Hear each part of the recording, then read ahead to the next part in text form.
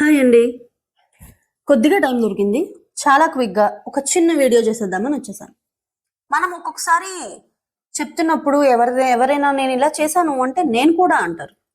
అప్పుడు ఇంగ్లీష్లో సహజంగా ఎవరైనా ఏం చెప్పడం విన్నాను అంటే ఐ ఆల్సో, లేకపోతే హీ టూ, ఐ టూ ఇలా చెప్పడం విన్నాను. సపోజ్ నాకు కాఫీ అంటే ఇష్టం, ఐ లైక్ కాఫీ అన్నప్పుడు ఐ ఆల్సో, ఐ టూ ఇలా చెప్పడం విన్నాను. But that is not the correct one.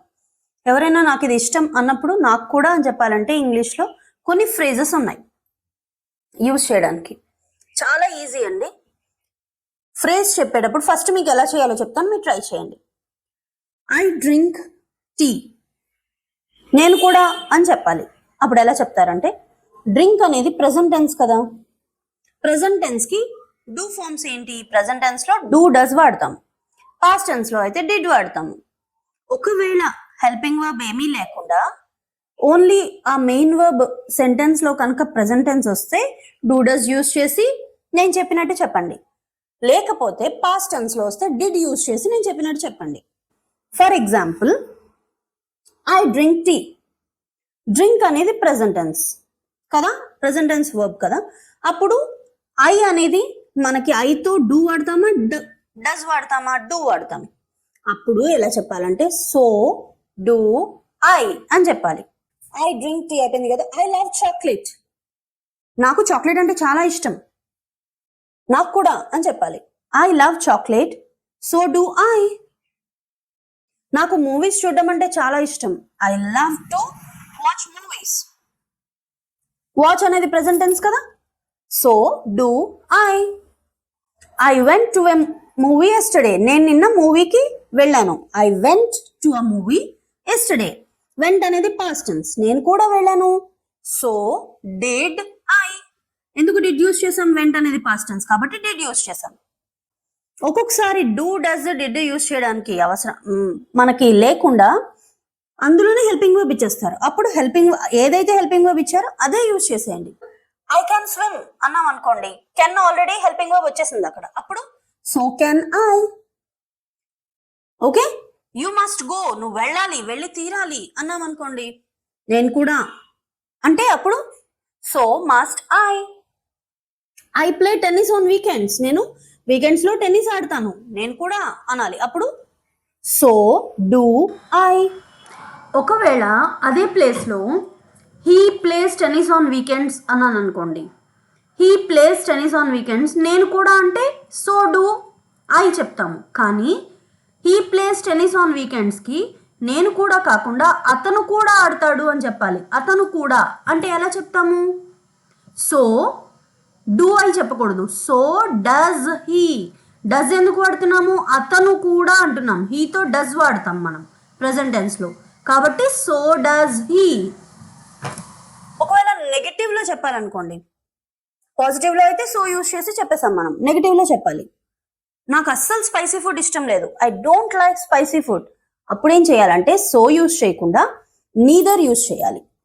I don't like spicy food, అప్పుడు నీదర్ యూజ్ చేసి చెప్పాలి. Neither do I. అక్కడ నెగిటివ్ వచ్చినా పర్లేదు, నెగిటివ్ కి నీదర్ వాడుతున్నాము. నీదర్ అనేది ఎలాగో దానిలో అదే ఒక నెగిటివ్ సెన్స్, మళ్ళీ నాట్ యూజ్ చేయక్కర్లేదు. నీదర్ డూ ఐ అని చెప్తే సరిపోతుంది. ఇప్పుడు నేను మిమ్మల్ని అడుగుతాను, ట్రై చేయండి. I'm not coming to the party, నేను పార్టీకి రావట్లేదు అంటే నేను కూడా రావట్లేదు అని చెప్పాలి. అప్పుడు ఎలా చెప్తారు? 5 లెక్క పెడతాను. నేను చెప్పనా ఇప్పుడు answer? Neither am I. Neither use చేసాము నెగిటివ్ సెంటెన్స్ కాబట్టి, ఐతో ఉంది కాబట్టి ఆల్రెడీ హెల్పింగ్ వర్బ్ యామ్ వచ్చేసింది అందులో, అందుకని నీదర్ యామ్ ఐ అని చెప్పాలి. I'm excited for the concert, నేను చాలా ఎక్సైటెడ్గా ఉన్నాను కాన్సర్ట్కి. ఇది పాజిటివ్ స్టేట్మెంట్స్. అప్పుడు సో యామ్ ఐ. ఒకవేళ నేను మీకు డిన్నర్కి జాయిన్ అవుతాను, I will join you for dinner, నేను కూడా అనాలి. అప్పుడు ఎలా అంటాం? సో హెల్పింగ్ వర్బ్ ఏంటి? Will, so will I. I can finish this work, నేను ఈ వర్క్ని చాలా ఫాస్ట్గా ఫినిష్ చేస్తాను, నేను కూడా, సో క్యాన్ ఐ. అదే నెగిటివ్లో చెప్పారనుకోండి, I can't find the car keys, నాకు కార్ కీస్ కనిపించట్లేదు, కార్ కీస్ నేను ఫైండ్ చేయలేకపోయాను.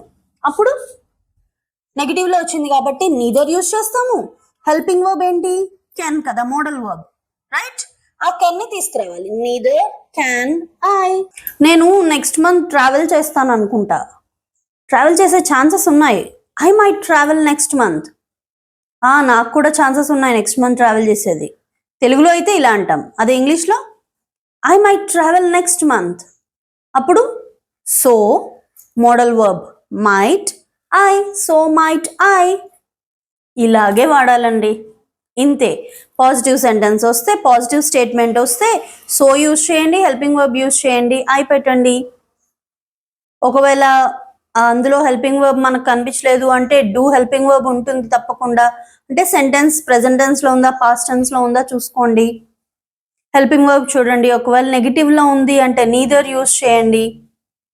ఓకే, ఇప్పుడు నేను మిమ్మల్ని కొన్ని క్వశ్చన్స్ అడుగుతాను. దాని ఆన్సర్స్ మీరు కమెంట్ సెక్షన్ లో తెలియచేయండి. షీ లైక్స్ కాఫీ అన్నాను అనుకోండి. ఇప్పుడు నేను కూడా కాదు, అతను కూడా అని చెప్పాలి. ఎలా చెప్తారు? షీ డజంట్ లైక్ కాఫీ అని అనుకోండి. నేను కూడా కాదు, అతను కూడా ఇష్టపడడు అని చెప్పాలి. She watches TV everyday. ఆమె రోజు టీవీ చూస్తుంది. నేను కూడా అని చెప్పాలి, అతను కూడా కాదు. 3 ఇచ్చాను మీకు ఇక్కడ. వీటికి ఆన్సర్స్ చెప్పండి. నెక్స్ట్ హెల్పింగ్ వర్బ్ మార్చి చెప్తాను. ఇప్పటి వరకు నేను చూసాం కదా, అతను కూడా.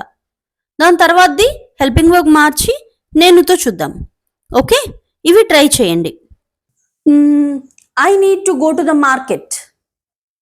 నేను మార్కెట్కి వెళ్ళాల్సిన అవసరం ఉంది. ఇప్పుడు దీనికి మీరు నేను కూడా, అవును వెళ్ళాలి అన్నప్పుడు మీరు ఆన్సర్ ఎలా చెప్తారు? ఇప్పుడు దాన్ని నెగిటివ్లో I need not go to market, I need not go to the market.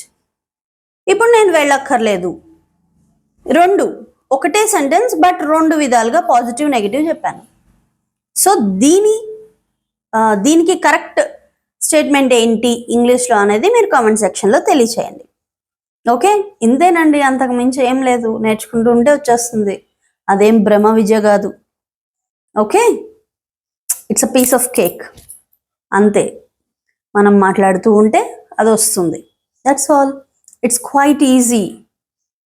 If you start speaking English, it's just a cake walk. Okay, it's completely about a habit.